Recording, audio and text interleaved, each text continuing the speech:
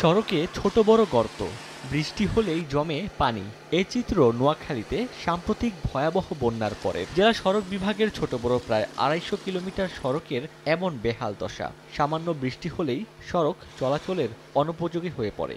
বেগমগঞ্জ চৌরাস্তা থেকে লক্ষ্মীপুরের চন্দ্রগঞ্জ পর্যন্ত আঞ্চলিক মহাসড়ক সহ অন্তত ১৫টি সড়কের এ অবস্থা।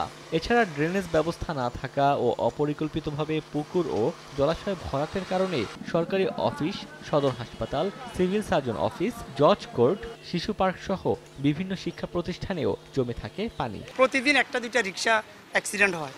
সড়কের বেহাল অবস্থার কথা স্বীকার করে সড়ক বিভাগের নির্বাহী প্রকৌশলী জানান, বিশেষ বরাদ্দ না পেলে কাজ করা সম্ভব নয়। এখানে প্রায় ২৫০ কিলো মতো রাস্তা আংশিকভাবে ক্ষতিগ্রস্ত হয়েছে। নোয়াখালী সড়ক বিভাগের দাবি, প্রাথমিকভাবে ক্ষতিগ্রস্ত সড়ক মেরামত করতে প্রায় ২০ কোটি টাকা ব্যয় হবে।